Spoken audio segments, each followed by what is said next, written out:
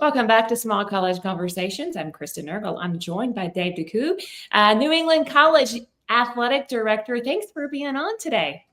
Thrilled to be here. Thank you. We are excited about telling your story. All right, take me back to last Saturday at noon.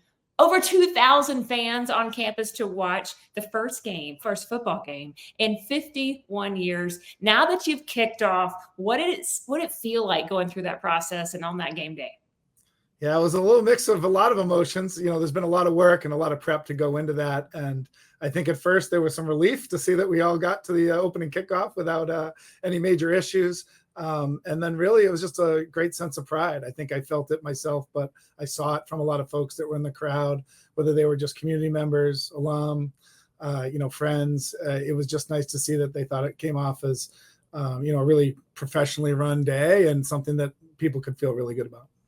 As a college football coach's wife, there's one goal they always have going in is to score on their opening drive. You guys did that. I mean, how excited did you get when you saw that? It was amazing. I mean, we were sort of, just speechless. I think there was a roar of excitement from a crowd, but almost people couldn't believe what had happened. And it was a great moment. Obviously, being part of athletics, it's not about one moment. It's a constant build and all that. But yeah, couldn't have started in a better way. And it was just really a thrill to be a part of that. Take me back to June of 2023. You announced that NEC would launch football. What were some of the big hurdles that you had to overcome and reaching it even to the point where you could announce it? Sure. I mean, I think the biggest thing is it's a huge cultural change for a small institution when you add a sport like football. So, obviously we wanted to make sure we found the right leader. We feel very fortunate to have a great coach in Kevin Kelly, who made it a priority to win the campus here when he got here, to talk about what he was doing and how he was going to do it and do it in the right way for our college. And that was all great. And then the biggest thing from there was just, obviously from an infrastructure standpoint, just got to make sure that you take care of those student athletes and give them a positive experience and feel like they're getting what they need to be successful. And what were some of those things? You brought that up, the strategic piece of it, the operational factors. What went into this before you could launch? Well, we knew we had to figure out some locker room space. That was a big piece, and we found a way to get that done through one of our existing structures. We have a big project going right now, which is super exciting, getting our athletic center renovated, and also a huge addition as a piece to that. We also had to make sure we had a field to play on. A big piece that as we started this process was we had looked at potentially playing off-site. Whether it was our board of trustees or upper administration, we really wanted to find a way to do it here to get all the benefits of the energy and excitement of what game day was. And it was really nice that we were able to get to a point where we were able to do that last Saturday and hopefully continue that moving forward. Now, you've been at NEC for what now, about 2 decades? Is that right? I know. I was a young man when I started here, a lot more gray hair, but I've been here. I think this is year 22 for me. I mean, can we be honest here? When did you want to start football? I mean, is this an idea you've had all along, or how did you start coming to this process and then building alliances across campus to get their buy-in as well? Well, I think we've always had an eye on, starting new sports to make sure that, we can align with the college's goals. I mean, enrollment matters. I have to give full credit to our president. He's a former football player, and he just had this in his mind that this was something that we were going to do. So collaboratively through his leadership, just tried to make sure that we get this all moving forward. And it's been nothing but a positive thing for our community. How do you think that it has impacted the visibility of the college overall? Oh, it's very clear. I mean, it's hard to sometimes do metrics on things like that, but right. Being in people's living rooms, around this state, New England, and even beyond, the fact that this is happening, it's definitely given us more sort of street credibility. It allows us to have more word of mouth, positivity around. And I think for, high school, prospects and kids that whether they want to be involved with football or not, they see that this is something that creates some vibrancy and makes them want to be, potentially a part of what our campus and our community is all about.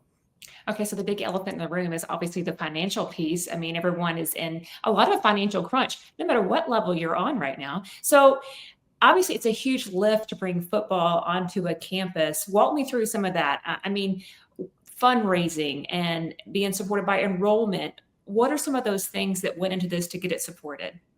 Yeah, so we worked really hard reaching out to other schools that had been in similar situations, in terms of starting football recently. Made sure that we had sort of all our financials in line, and we knew what the expectation was.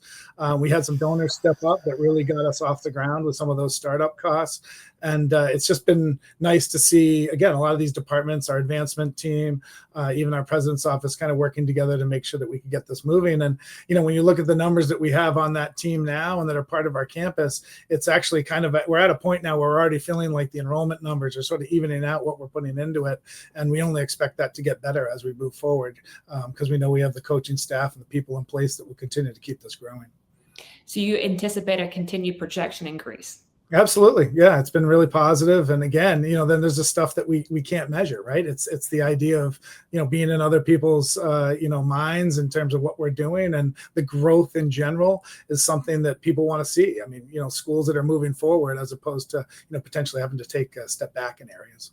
For you personally, how has this changed your job? Is it even more stressful a little bit, or maybe more fun? Yeah, I mean, I think it's a little bit of both, right? I mean, sure, whenever you add something like this, it's a big deal. And not to mention, I mean, we're starting outdoor and indoor track and field. We started cheerleading. I mean, there's a lot of things that we're doing, beyond football. So yeah, whenever you add more, there's a little more on your plate. But at the end of the day, this is what we do. It's another sport. We're excited to kind of move it forward in the way we would do it for any one of the teams that we have. And yeah, I think if anything, I enjoy a little bit of excitement and change and trying something new. And that's just been, probably more of a positive than anything. Looking ahead, you've announced plans for the new multi-purpose field. Talk me through a little bit about this, from what's the plans are now to funding the project. Yeah, well, we continue to, reach out and try and fundraise to make sure we can get that turf surface in there. I mean, we are in New England. It's beautiful right now, but it's not always like that during the school year. So we have to be aware of that. But yeah, to be able to set this up in a way that we're not only supporting a new sport, but taking care of the sports that traditionally we've had already. Yeah, a second turf surface changes, student athlete experience, right? We can have better practice times. It gives us more flexibility in what we do and how we operate around meals and everything else. So just, again, this is just a way that we can continue to move our whole department forward and make sure that we're taking things, to that next level. How do you balance that between the institutional resources, the donor support, long-term planning, all the financial piece that goes into the normal operations, and then starting a huge process of a new multi-purpose facility, especially in today's climate?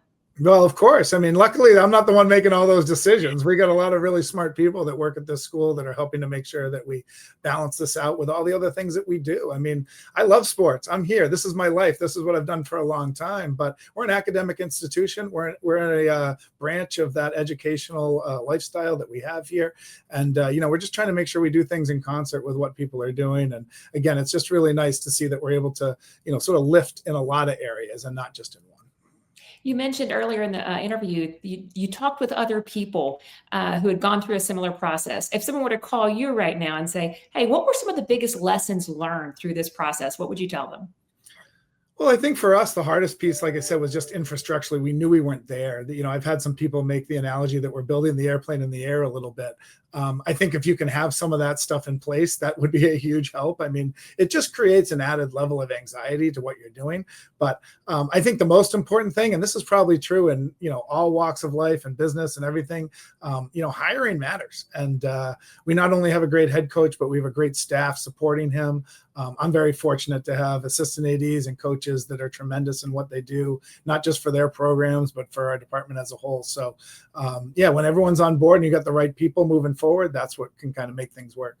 It's all about people in one accord. Dave, I'd love to get your perspective on this. How do you see the role of athletics evolving at the small college level? Well, I think that's a big question. I think for us, and I think for a lot of schools, is you have to make decisions based on what's working at your school.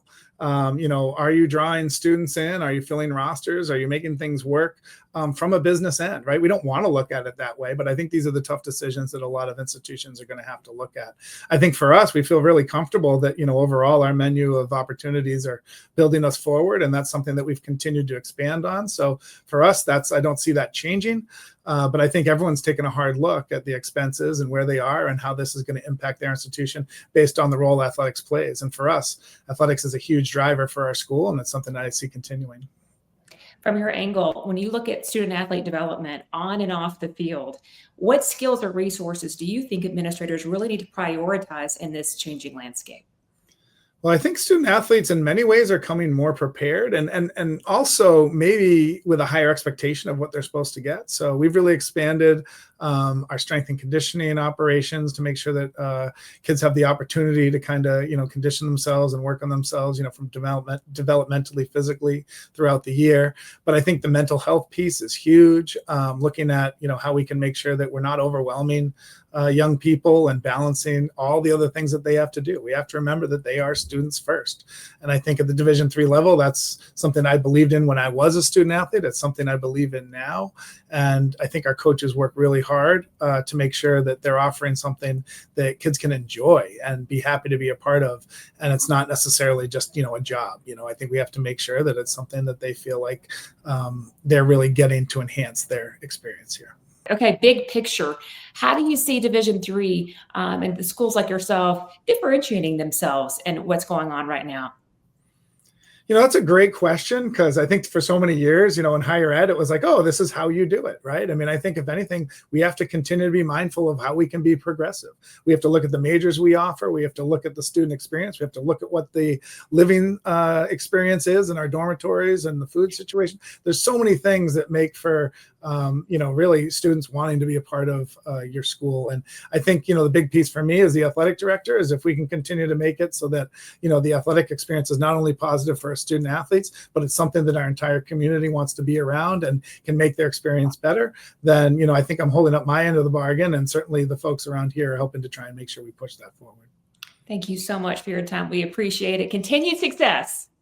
Thank you. I appreciate it very much.